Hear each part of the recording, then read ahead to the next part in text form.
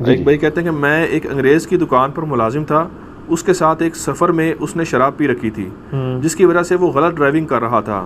Police والوں نے روک لیا تو ہم دونوں نے جھوٹ بول دیا اور کہا کہ ڈرائیور بھاگ گیا۔ عدالت میں جب گواہی کا وقت آیا تو انہوں نے قرآن پاک میرے آگے رکھ دیا۔ میں پریشان ہو گیا لیکن پھر بھی جھوٹی گواہی دے ڈالی۔ اب میں وہ ملازمت بھی چھوڑ چکا ہوں لیکن سخت شرمندہ ہوں کہ اللہ تعالیٰ سے کن الفاظ میں معافی مانگوں۔ معافی کا دروازہ میرے بھائی کھلا ہے قیامت تک، جب تک سورج مغرب سے نہ طلوع ہو جائے۔ جامع ترمذی میں حدیث ہے کہ موت کے غرغرے سے پہلے توبہ قبول ہے۔ یہ تو تسلی والی بات تھی، اب تھوڑی سی آپ کی کلاس بھی لینی چاہیے اس حوالے سے کہ آپ کو شرم نہیں آئی یہ کام کرتے ہوئے۔ اور یہ یہاں سے پاکستانی سمجھ رہے ہوتے ہیں، وہ بھی گورے ہیں، ان کو پتہ ہے، لیکن ان کو یہ نہیں پتا کہ یہ جو ماشاءاللہ سب سے بڑے دنیا کے نمبر 1 مسلمان اسلام کے قلعے میں رہنے والے، وہ اس لیول پہ گر سکتے ہیں۔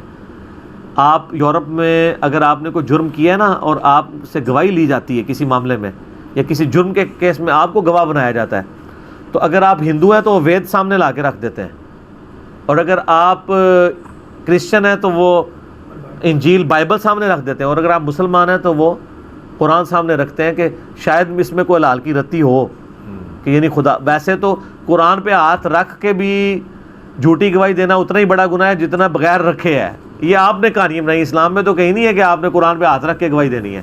اسلام میں تو یہ ہے کہ اللہ دیکھ رہا ہے۔ سورۃ الفرقان میں اہل ایمان کی نشانیاں بتائی گئی ہیں، ان میں سے ایک یہ ہے کہ وہ جھوٹی گواہی نہیں دیتے۔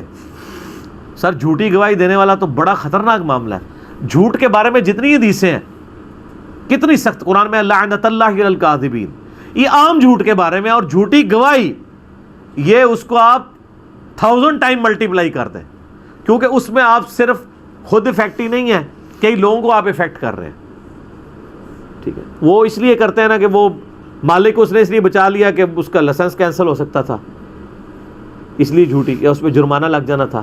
اچھا جی، اب کل کو وہ مجھے صرف میں سے یہ پوچھتا ہوں کہ تم نے اس مالک کو بچایا کہ کل کو وہ شراب پی کے پھر گاڑی چلائے اور کوئی بندہ نیچے دے دے، تو اس کے قتل کا وبال ویسے پھر اسی شخص پہ ہی ڈالنا چاہیے کہ اگر یہ اس وقت اس کا لائسنس کینسل ہونے دیتا تو بندہ تو بچ جاتا نا۔ سر یہ کرولری کہاں تک جاتی ہے، آپ کو کنسیکوینسز نہیں پتہ ہوتے۔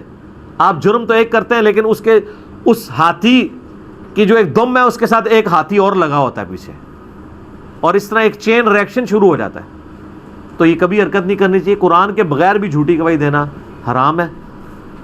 جھوٹے پہ قرآن میں اللہ کی لعنت آئی ہے، اور اسی طریقے سے بخاری مسلم میں درجنوں احادیث ہیں۔ نبی علیہ السلام کی ایک بڑی مشہور حدیث ہے کہ سچائی جو ہے وہ نیکی کی طرف رہنمائی کرتی ہے اور نیکی جنت میں لے جاتی ہے، اور جھوٹ جو ہے وہ برائی کی طرف رہنمائی کرتا ہے اور برائی انسان کو دوزخ میں لے جاتی ہے۔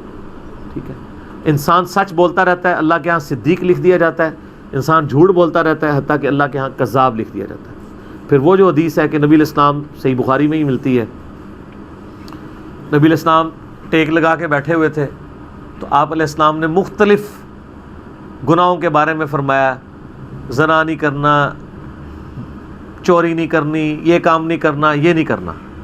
یہ آپ گناہوں کی اوپر صحابہ کو ترغیب دلا رہے تھے کہ عبرت کے طور پہ بچ جانا۔ پھر اچانک آپ اپنی ٹیک سے یوں آگے ہو کے بیٹھ گئے اور فرمایا جھوٹ نہیں بولنا، جھوٹ نہیں بولنا، جھوٹ بھی نہیں بولنا۔ اور نبی علیہ السلام یہ کتنی دفعہ ریپیٹ کرتے رہے، ایک تو ٹیک چھوڑ دی لوگوں کو متوجہ کرنے کے لیے، اور پھر یہ ریپیٹ کرتے رہے، حتیٰ کہ صحابہ کہتے ہیں ہمارے دل میں خواہش ہوئی کہ نبی علیہ السلام خاموش ہو جائے، کہ ہمیں سمجھ آ گئی ہے کہ جھوٹ نہیں بولنا، یہ جھوٹ والا معاملہ ہے۔ اور جھوٹی گواہی، سر ہمارے تو یہاں عدالتوں میں پیڈ گواہ مل جاتے ہیں جن کو آپ پیسے لگائیں وہ جا کے جھوٹی گواہیاں دے دیتے ہیں، تو چونکہ ان کو اپنی آخرت کی فکر نہیں ہوتی، خوف خدا نہیں ہوتا، اور یہ ایک امید لگی رہتی ہے کہ انشاءاللہ توبہ کر لیں گے۔ تو یہ انشاءاللہ توبہ کر لیں گے، سر یہ بھی توفیق آتی کوئی نہیں ہے، یہ ذہن میں رکھیے گا۔ توبہ کی توفیق اسی کو ہوتی ہے جو روزانہ توبہ کی طرف مائل رہتا ہے، کیونکہ اللہ تعالیٰ نے آپ کو کوئی ٹیکسٹ میسیج نہیں بھیجنا کہ ہاں جی 1 سال رہ گیا ہے پلان کر لیں۔